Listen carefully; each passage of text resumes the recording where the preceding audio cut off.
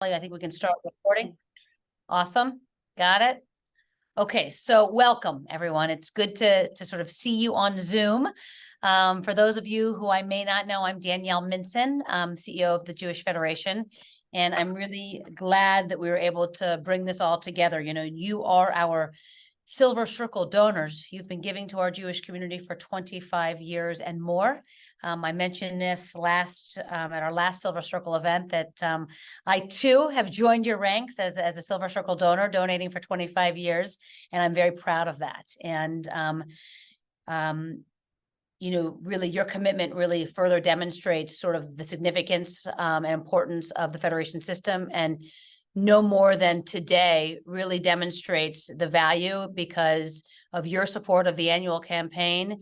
We are able to and have been able to respond on a moment's notice to what happened in Israel on October 7th, as well as previous emergencies over the past. And we are at a very difficult time, and this is a very unique time for our Jewish community. And so I'm very pleased that we're actually going to be able to have this conversation with you today.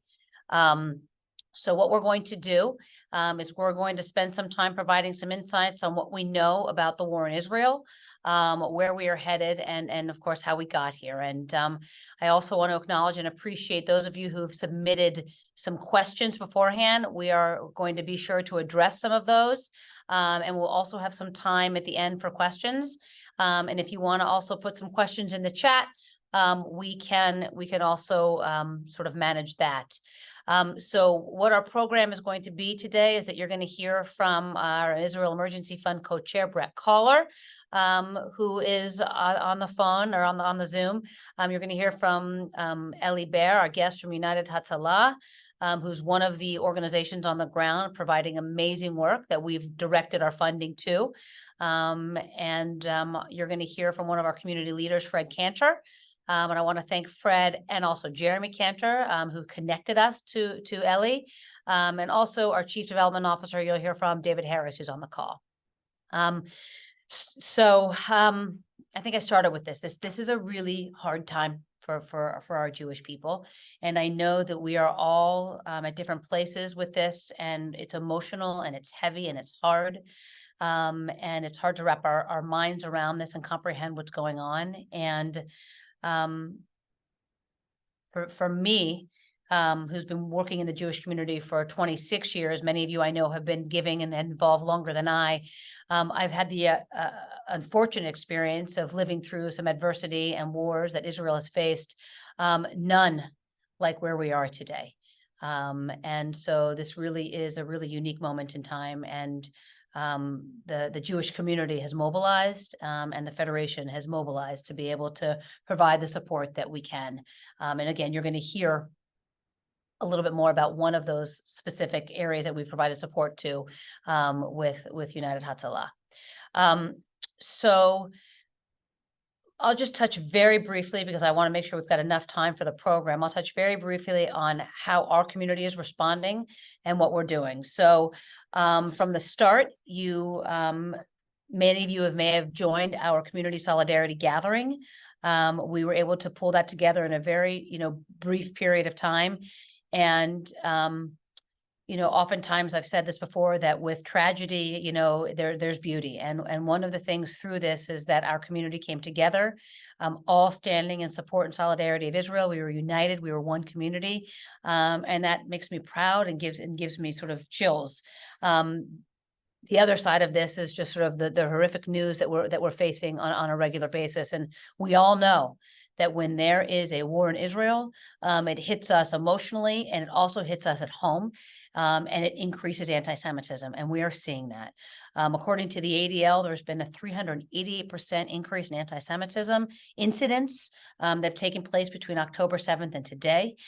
We know more are coming. I can tell you from our own community, our own Jewish Community Relations Council is there, and has been for over 60 years, to build alliances and relationships in the civic and interfaith spaces, and provide resources to schools.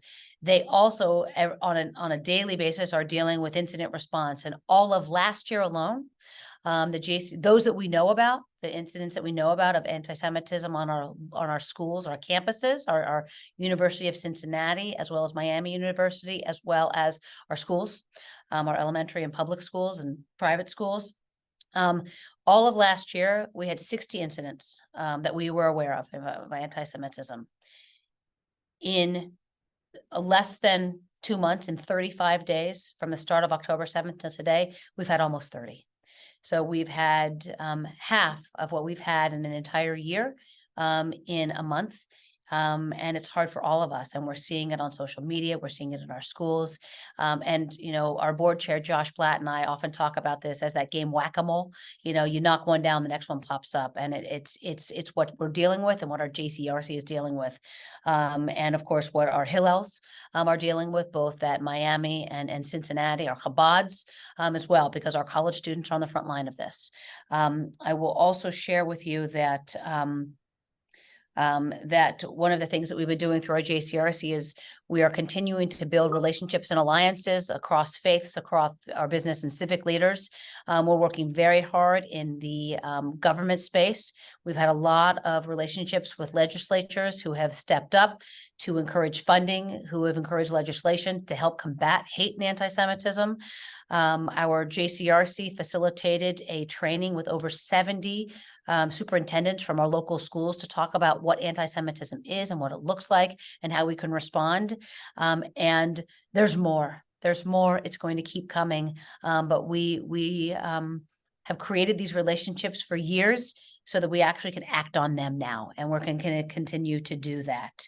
I think there are just two other things I want to touch on. One is safety and security. We as a Jewish community are so fortunate through the funding of the Jewish Foundation and, of course, the Federation leading this. We have Safe Cincinnati. Safe Cincinnati is providing security and safety to all of our Jewish organizations with both physical security, security guards, things on our buildings, cameras. And we're also working in the intelligence space to try to assess threats that we see on the dark web and try to partner with our local FBI and our law enforcement. And there was one day, it was October 13th, I think we all saw that there was some negativity coming from ISIS, and they were calling for a global day of jihad. I had a meeting here at the JCC at 8 in the morning. And when I finished that meeting, Chief Wallace from Amberley Village and 3 of his officers were here, and they put extra security in our JCC and around our Jewish community. And that's because of the relationship that we've had with them and the great work that SAFE is doing. So the one thing I will say is that we are keeping our eye on all of this. Everything that we see, we're talking to law enforcement and FBI. There have been no direct threats to Cincinnati and the Cincinnati Jewish community. And I know that doesn't mean that it doesn't feel scary, but I just want you to know that we're on it. And if you ever need any sort of assistance or support, let me know, let Mark Dowd know, because we're here to help. So, 2 other things I will mention. One of the things that we have to do during this time is build awareness, and we have to also, do some advocacy. So 2 things I want you to be aware of. One is on Friday, we are going to have a public art demonstration or display. Many of you have seen the empty Shabbat table that they did in Tel Aviv. We've seen it on social media. We're doing something here in Cincinnati at Washington Park. We're setting up a 50-foot-long Shabbat table with 240 empty seats with photos of all of the hostages to sort of show our solidarity and encourage, the release to bring our hostages home. And we're going to be setting up probably by 8:30 or 9 a.m. and we'll end at 5 p.m. And so I want to invite you all to come down. It's just, there's no program throughout the day other than just coming down and seeing it. There will be a ceremony that some of the members of the Israeli Cincinnati Jewish community are putting together at 3:30 that afternoon. So if you wanted to come to be a part of something, you can come down for that service. I will also share with you that we're going in with our eyes wide open. We know that there is risk associated with this. We are going to have increased security and security presence all day long for us to be there, as well as volunteers. The other thing that I'll share with you and we can ask questions at the end because I want to make sure we have enough time for everybody else. The other thing I'll share with you also is that many of you may have seen or heard from our many emails that there's going to be a march for Israel in Washington, D.C. It's going to take place on Tuesday, the 14th of November. That's this next Tuesday. We are, it's being convened by Jewish Federations of North America, which is our umbrella organization. They're partnering with with many other organizations, as well as the Conference of Presidents of major Jewish organizations. They anticipate over 250,000 people there, representing 146 Jewish communities around this country. This is a moment of history.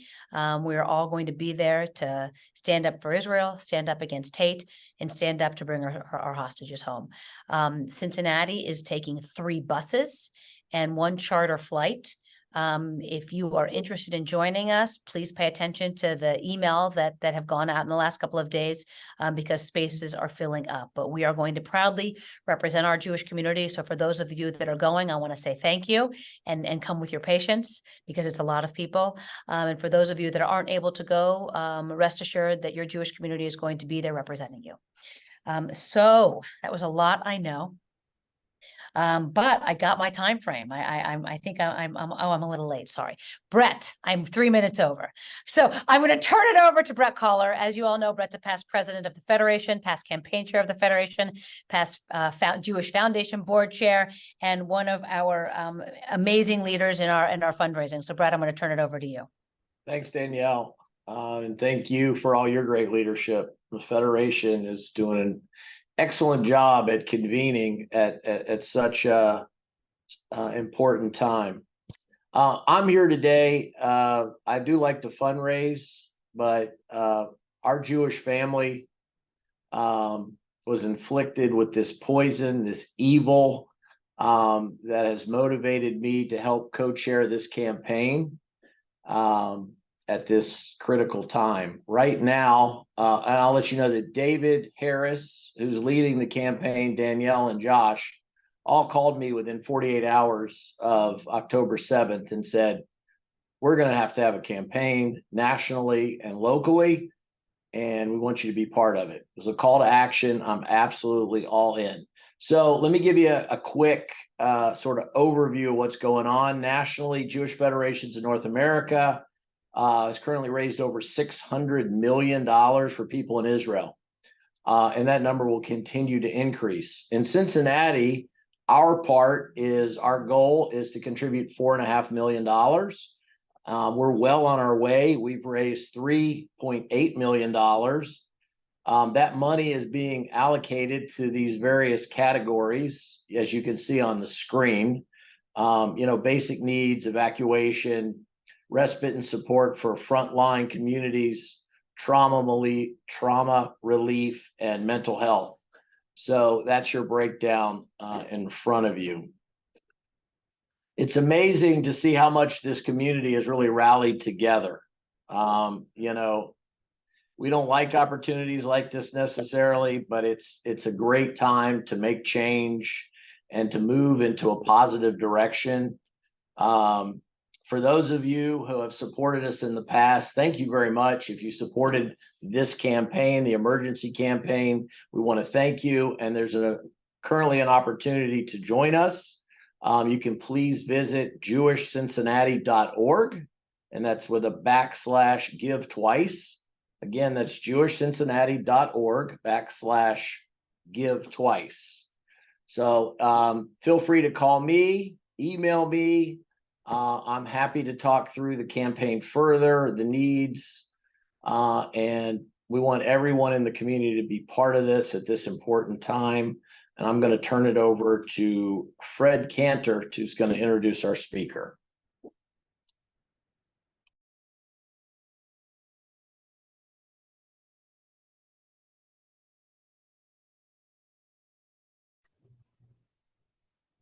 Can you hear me? Okay. Thanks, Brett. And thanks, Brett, for taking on this important campaign. I'm proud to introduce my friend Ellie Beard, the founder of United Hatzalah. I first met Ellie 4 or 5 years ago when my son Jeremy and I had breakfast with him in New York along with a relative and longtime supporter who introduced us. Ellie told us when he was 15 years old, he witnessed a horrible bus bombing in Jerusalem while walking home from school. He ran home traumatized and promised himself he wanted to do something with his life to save lives. So fast forward some years later, Ellie founded what is now United Hatzalah, which I characterize as a rescue service that combines speed and technology with interfaith volunteerism. This summer, Jeremy arranged a Zoom call with Ellie so my parents and other family members could get a chance to meet him and talk to him further. Then in August, Kathy and I took the children and grandchildren to Israel. We visited the United Hatzalah call center in Jerusalem.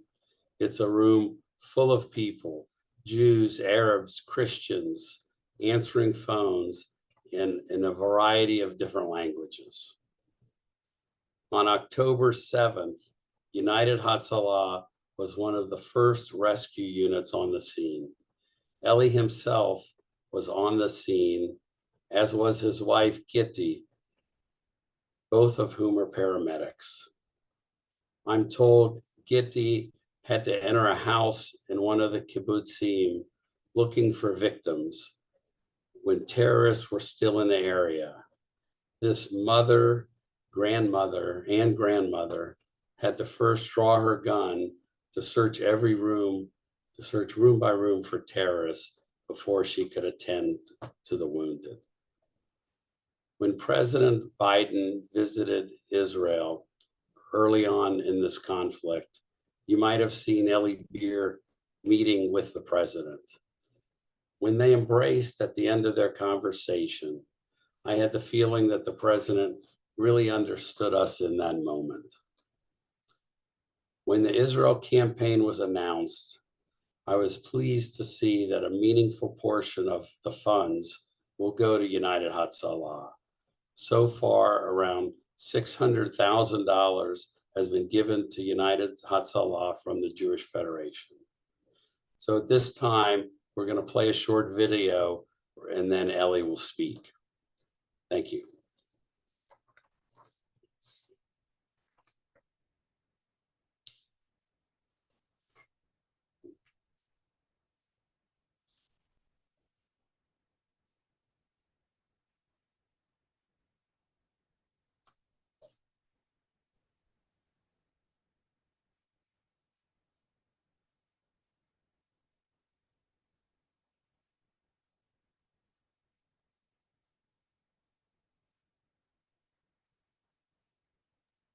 One sec, we're just sharing here.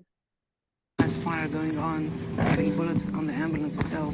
We were in contact with the IDF and they told us to come to Kfar Aza to give him help, medical assistance. He came out with 2 babies in his hand and he gave it over to me, one of the babies and the other baby for my colleague. The babies were just screaming and they were dehydrated.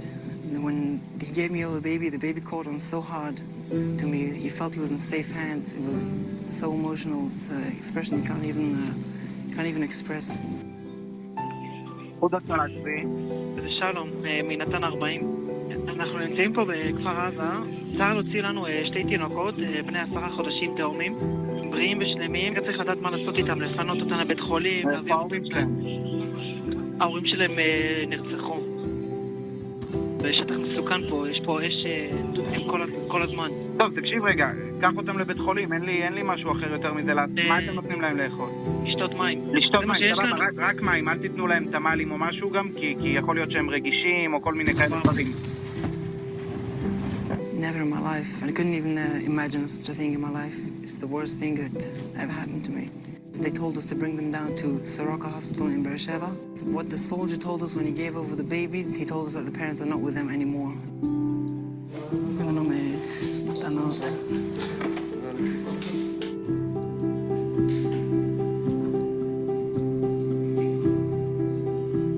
כל המשוגעים האלה, אפשר לומר שהם משוגעים, שאלו אותנו אם להיכנס או לא.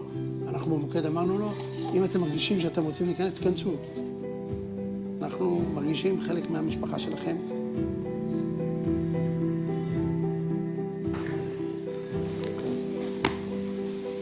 מה שאנחנו יכולים לעשות, לעזור. עשיתם המון.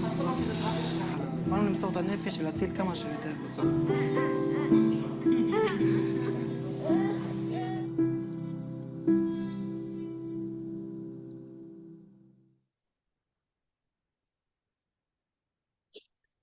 All right. I hope you hear me. I have tears in my eyes every time I see this video because my mother-in-law, she was rescued from Europe when she was only 3 years old. And she didn't know she grew up. She didn't know that all her family were murdered. Everyone was murdered. She was too young to understand when she was adopted by a Jewish family who came to Europe after the war, after the Holocaust. And they adopted her, and she grew up not knowing who her family is, never found out anyone alive. And this is unfortunately when I heard from Shalom the story of these two little kids that he rescued, these two little babies, 10 months old, that were rescued. I went back to the stories that I heard from my mother-in-law, Gitti, my wife's mother, who was the same exact story 85 years ago or 80 years ago. And this is the story of the Jewish people, unfortunately, happening again. History is repeating itself in Israel again. And I must say that I'm very, very proud to be Jewish. I'm very proud to be Israeli. I'm very, very proud to be American. I grew up in Israel my whole life. I grew up to American parents that loved Israel, made Aliyah. And my whole life, they told me about Zionism, about giving others, helping others. I grew up in love to other nations. I learned when I was a young kid to respect Muslims, to respect Christians, to respect every human being, whoever they are, religious or secular. And when I was 6 years old, I experienced a bomb attack on a bus that blew up and 6 people were murdered. I was only 6 years old. And I remember people laying on the street and no one was helping them. No one was helping them. No one knew what to do. And I grew up with that. And when I was a little older, I said, I'm going to save people's lives. And my goal, after going to Yad Vashem a couple of times when I was a kid, I always said, I want to save 6 million people. And that was my whole goal. And I started United Hatzalah when I was 16 years old. And I always used to see ambulances stuck in traffic, and ambulances can't get there fast enough. Ambulances are stuck in traffic while motorcycles are delivering pizza, get there much faster. And I always said as a joke, because I was an EMT as a kid, I said, you know, if I ever choke, I'm calling for a pizza. They're going to come and save my life. And that's how I came up with the idea of using volunteers on motorcycles and calling them ambucycles. And that's how United Hatzalah was started. As a young kid, I had a wish to respond to emergencies in 90 seconds. And it took me 35 years to build United Hatzalah what it is today, 35 years since I was 15, 16 years old. And everything I saw in my life, all the terrorist attacks I've been to as an EMT, I've been to hundreds of emergencies that are related to terrorism. If it's a bus that blew up, if it's a restaurant that blew up, nothing compares my 35 years to one day, October 7th, which I'm still living. I'm actually still stuck in October 7th. I'm wearing this vest since October 7th. Yes, I had to take a shower and sleep for a couple hours here and there, but I'm still in October 7th. That's where I'm stuck. Every single volunteer of United Hatzalah was there. We were the operating organization on the field. When ambulances were scared to go through, United Hatzalah went through. My wife said goodbye to me. She gave me a kiss. She gave me a goodbye and a hug. And she said, Ellie, I'm going to save Jewish people. And I didn't know if she'll survive because I knew that she's going into a fire zone where I don't know how many thousands of terrorists are there. And Gitti, my wife, who's so brave, she carries a paramedic kit on her. She carries a gun on her for self-protection, and she went to save Jewish people. And not only her, we had, out of 7,000 volunteers, almost 2,000 went inside the fire. Unfortunately, we lost 2 volunteers who were murdered. And one was a Muslim volunteer, a Wad, and the other one was a Maor, a Jewish volunteer. We had 2 volunteers kidnapped, 14 volunteers injured. Lots of miracles. I could tell you that whole thing was one big miracle. I operated the whole I was in the dispatch for the first few hours, just telling everyone, go in. They were asking me, should we go in or not? And according to the rules of ambulances services, you always take care of your own safety first. I said, we're going against our own rules. We're going against our own rules. We're not going safety first. We're going to save Israel now. And I wished everyone a safe trip, and they should all come back alive. But I knew that I'm going to go to funerals of our volunteers. But I had no other choice. And all of these people went in, sacrificed their own life to protect Israel. And that's why I want to say I'm so proud to be American, because I'm proud that the Jewish American people are supporting Israel. I heard the number, what you guys are raised, what the Jewish Federation's raised. You are incredible. This is Am Yisrael. This is the real Am Yisrael that I always read in the books about. When Am Yisrael is together, we win. There is no chance where we will lose. People ask me, what's going to be? I tell everyone we're going to win. And you know why? Because we're together. When Jews are not together, we lose. When Jews are together, that's when we win. And when the Jewish Federations of America are together with Israel, and not only America, Canada, Europe, Asia, South America, and other countries all around the world, everywhere, they're all together. That's why I know we're going to win. So I want to say thank you to all of you in Cincinnati, the Jewish Federations of America, and you guys in Cincinnati. Thank you for inviting me. Thank you for featuring United Hatzalah. We have 7,000 volunteers. We lost a lot. We used all our equipment. We used everything we have. We gave the Army a big part of our equipment. We have ambulances we gave to the Army.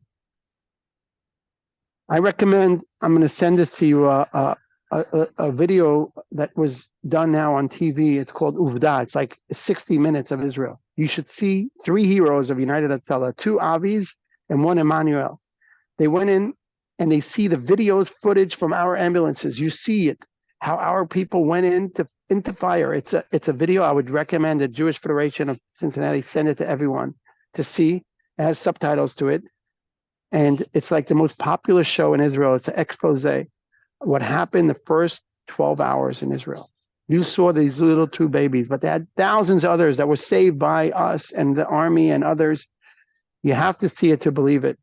And some people are now denying what happened, but we know, we're witnesses. We've seen a 92-year-old Holocaust survivor who we got out of there.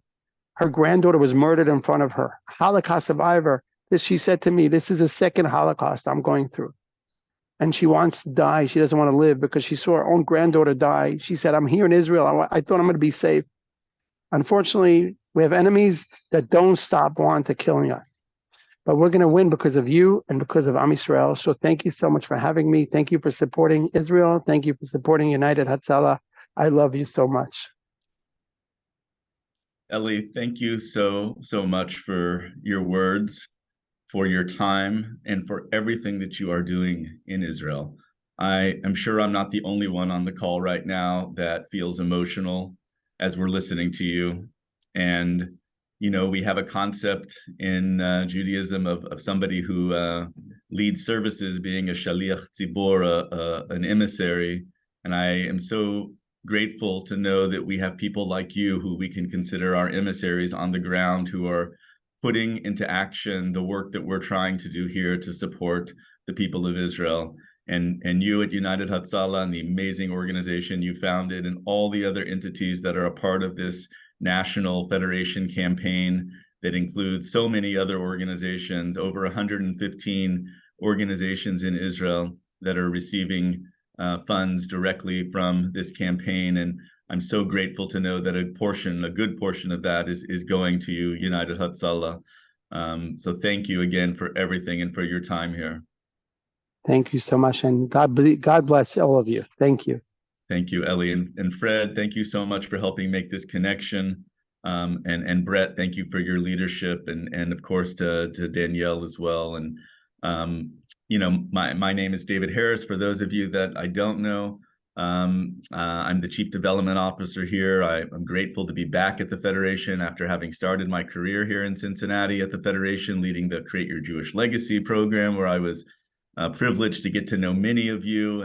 I then was the Executive Director at Jewish Cemeteries of Greater Cincinnati for 6 years, and am really grateful to be back at the Federation and Not that I would have ever imagined it or hoped for it, but to be able to have the opportunity during this particular crisis for our people, to be able to know that I'm playing the biggest role that I think I could play here in Cincinnati at the Federation, that is convening and leading this effort in so many ways, is just an absolute privilege. And I say that along and on behalf of my colleagues who I'm so privileged to work with and I know feel the same way.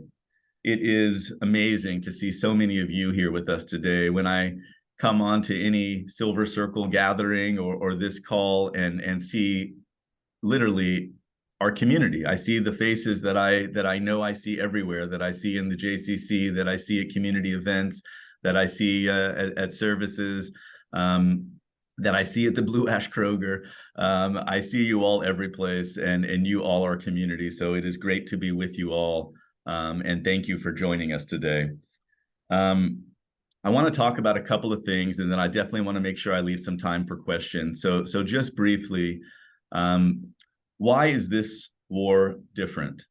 I think this moment is obviously feels different to all of us in some manner, and it could be hard, though, to figure out exactly what it is that is different about this. Unfortunately, we have seen other instances where there have been rockets fired from Gaza or attacks or in northern Israel as well, and that Israel has responded, and generally, thankfully, due to the Iron Dome, has largely been able to protect Israeli civilians in the vast majority of the country from the horrible effects of those missile attacks, despite it obviously being traumatic for people living there, having to find shelter, to build shelters in their homes. I mean, imagine having to live in a situation where the only way to ensure your safety is to have your own bomb shelter essentially in your home. But nonetheless, we have seen these conflicts occur, these instances occur, and then they have subsided. There has been some truce or some ceasefire negotiated in some manner, and I think there is something about this that does feel different to all of us. And so, just to try to frame that a little bit, this attack on October the 7th was brutal in the extreme, as we have heard. And we should be clear about saying that this attack specifically went to target civilians, to target people in their homes, to target families, elderly, women, children, people who were unarmed, and that there is something different about that, despite knowing that Hamas has always considered, for many years at least, Israeli civilians to be legitimate targets in their mind. We know that the brutality and the way that this was directed was different. It is also true that despite what has been reported generally, there is news trickling out that this definitely was conducted, at least to some degree, in coordination with Iran. That Iran is using its proxies in the Middle East, which are Hamas and Hezbollah primarily, as well as the Houthis in Yemen, to wage war in their behalf. And I think that is one of the things that I would say about this, is that this is war. This is not a conflict. This is not a resistance struggle. This is a war. And Iran is using their proxies and with deadly effect. And so we shouldn't be unclear about that. That is exactly what it is. I think the other thing that is different is that when Hamas took over in Gaza officially in 2007, I think there was a feeling amongst Israelis that, and many of us, that perhaps over time, as Hamas grappled with the need to govern a population, that they would moderate in some way, that the responsibilities they were assuming for governing would necessitate a certain moderation, and that Israel would find a way to be able to, regrettably, without any desire to do so, but out of necessity, would be able to figure out a way to manage the relationship with Hamas and allow them to be able to govern the population of Gaza without Israel having to intervene significantly. And I think the veil has been pulled off of that notion that was ever going to be possible. And so I think there is something different in this moment as well about the war. The other thing I'll mention is that I should say I lived in Israel for 8 years. I served in the IDF. I was an artillery commander. Most of my service was in southern Lebanon. I'll say that one of the other pieces that I feel is different in this moment is that we have always been able to feel a reliance on our security apparatus in Israel to largely protect us. And when October the 7th occurred, there was a real blow to Israeli society, to the Israeli psyche, not only about the failure of their government in that moment, but the failure of the security apparatus to have been warned and be able to prevent this, as we just have come to expect that our security apparatus can do. And so for Israelis, they are really grappling with I think Yossi Klein Halevi said it best, with a true breakdown of the social contract, a moment where the people of Israel have pulled together, thankfully, as individuals with incredible tenacity and unity to answer to this moment in every way that they need to. But it is a moment of crisis in terms of faith in the government and continuing to establish the faith and trust that Israelis have in the IDF. You know, for many, many, many years, for decades, the institution in Israel that consistently has been ranked as that in which Israelis place the most trust is the IDF. It is the melting pot of Israel that brings society together from all different ethnic backgrounds, religious backgrounds, socioeconomic backgrounds. It is the glue in many ways that has kept Israeli society together. And the fact that there was a failure of security that does land to some degree with the IDF as well is a real blow to the Israeli psyche. And so those things have really made this different in some ways. The last thing, or a couple of things I'll say, is that for me personally, and I'm sure for many of you as well, but for me personally, and due to my experience in the IDF, I can tell you that there are 3 rules that you learn when you're in basic training. And those 3 principles, I'll say, of conduct are that commanders lead. It's different than other armies where perhaps the brass and the generals stay in the back and command from a position in the rear. That's not the way the IDF operates. In the IDF, you lead as a commander. That's number 1. The second principle is you have to stick to the mission no matter what. Remaining focused on the mission and adhering to the mission is paramount. And then the third and final thing that you learn is that nobody is left behind ever. And that carries a lot of weight with Israelis. You have seen over the years when there have been, unfortunately, Israeli soldiers abducted, that Israel takes every step it can take to try to retrieve those soldiers, even if it means, God forbid, only being able to retrieve a body. And so when we see what's happening in Gaza, we are seeing a reaction, I think, to all of those things, to the need to respond, to the reality that Hamas cannot be negotiated with, and to that paramount principle of trying to make sure that we rescue every hostage that we can, civilian and soldier alike, no matter what the cost, unfortunately. And that is a hard thing to know that soldiers are going through, but that is what they are facing.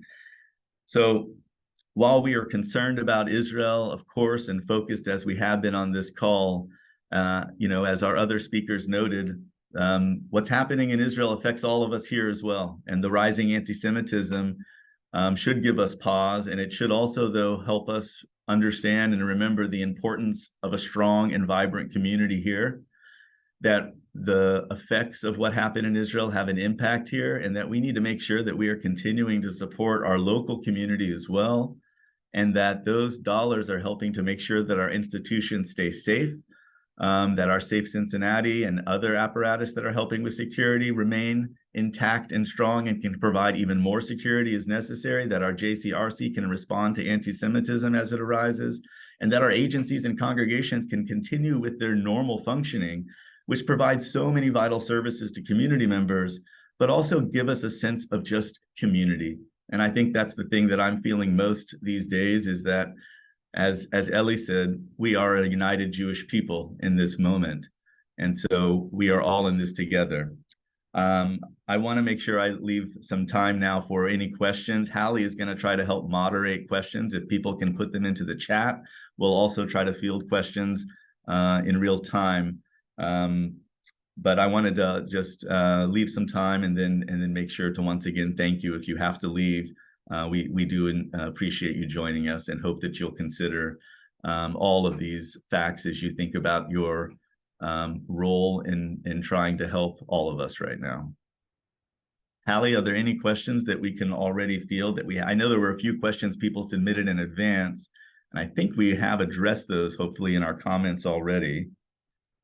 Yeah, it looks like we did, and no one has submitted a question yet in the chat, but if someone does want to say something, you can maybe also raise your hand and I'll see if I can see you that way as well. You know, the other comment I'll make as Hallie is fielding that is to say, you know, as Ellie said also, the thing that is also different about this moment than other moments we faced in our history is that we have Israel and we have a strong and vibrant Jewish community. It is true at the same time, two things are true for us as Jews in America, is that there's probably been no better time to be Jewish in America.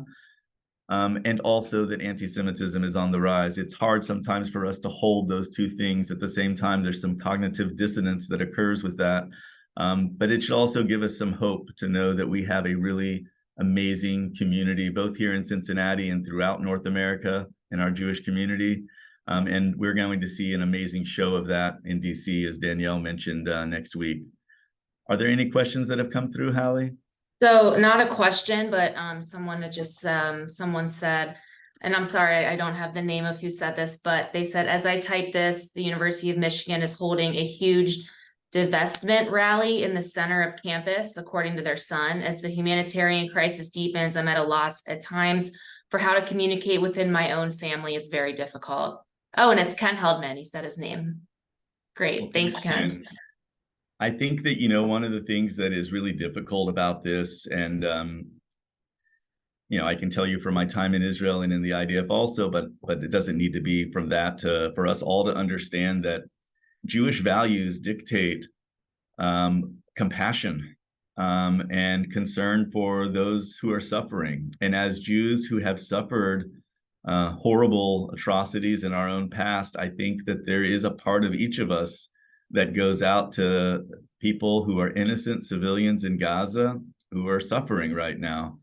And it is hard as time goes on to continue to hold both things in our hearts, the compassion that we want to have and need to have for people who are suffering, that comes from our Jewish heart, and also the understanding that there are people out there, and Hamas, unfortunately, is an entity that has power in Gaza and is committed to the destruction of the state of Israel and to Jews. And Israelis are still under fire, and from the north and from the south. And we need to somehow manage to hold both of those things and be expressive about it. And it is hard. It is hard. I don't have answers. I wish I did, other than to acknowledge that I think we all feel that.